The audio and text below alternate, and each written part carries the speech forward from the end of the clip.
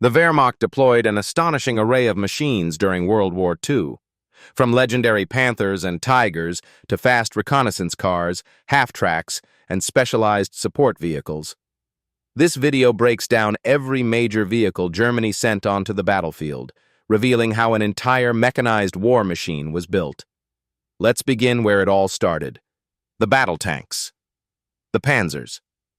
Originally designed as a training vehicle, the tiny Panzer I was rushed into combat during the invasions of Poland and France.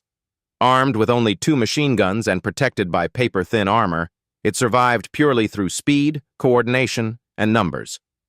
The Panzer II, a temporary stopgap that became the backbone of the early Blitzkrieg, mounted a 20mm autocannon effective against infantry and light vehicles.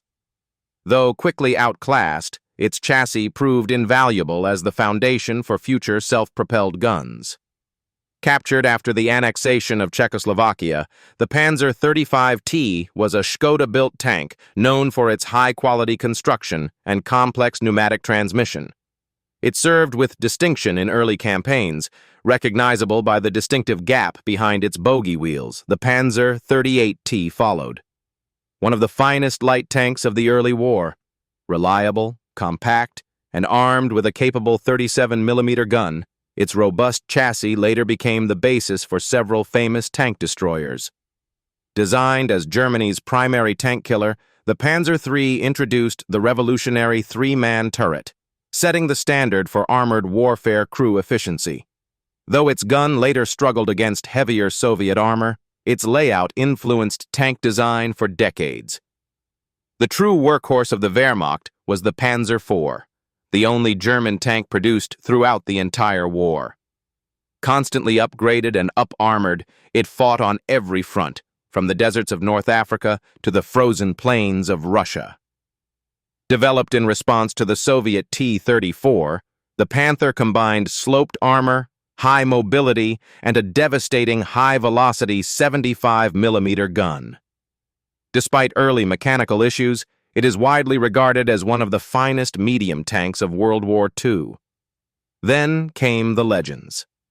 The Tiger I, with its thick vertical armor and deadly 88mm gun, dominated battlefields from long range.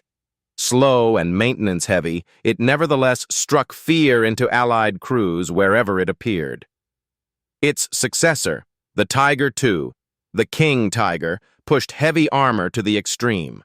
Nearly invulnerable from the front, its immense weight strained engines, shattered bridges, and challenged logistics at every turn. Next are the tank destroyers and assault guns, vehicles built purely to kill. The Stu G3, created by removing the turret from a Panzer III chassis, became the most produced German armored vehicle of the war. Low profile and deadly, it excelled as an ambush predator. Small, angular, and hard to detect, the Jagdpanzer 38T Hetzer was a cost-effective tank destroyer with sloped armor and a remote-controlled machine gun, making it a lethal surprise for advancing troops. The Jagdpanzer IV, nicknamed Guderian's Duck, due to its nose-heavy stance, carried a long-barreled 75mm gun capable of knocking out enemy tanks while remaining concealed. As German armor faced ever tougher opposition, improvised solutions emerged. The Marder II and Marder III mounted powerful anti-tank guns on outdated chassis, sacrificing crew protection for desperately needed firepower. The Nashorn, armed with a long-range 88mm gun, relied entirely on distance rather than armor, sniping enemy tanks from extreme ranges. Often considered the best tank destroyer of the war, the Jagdpanther combined the excellent Panther chassis with the lethal 88mm gun, achieving a near-perfect balance of speed, protection, and firepower.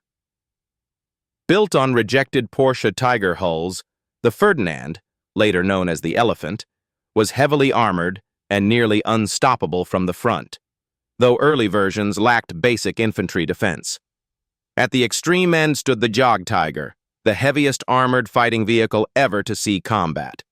Armed with a massive 128mm gun, it could destroy any tank, but often broke down before reaching the battlefield.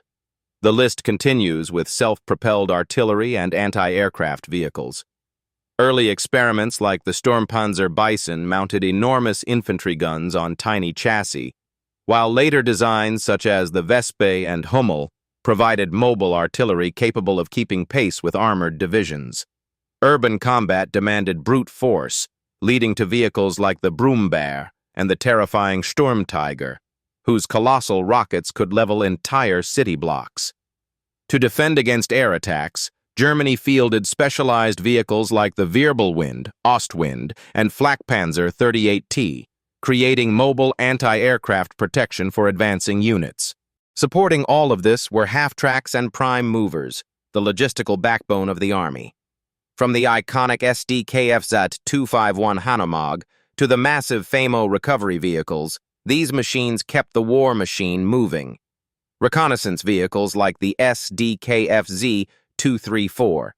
Puma served as the eyes of the panzer divisions, while utility vehicles such as the Schwimmwagen, Kubelwagen, and BMW motorcycles ensured mobility across every terrain.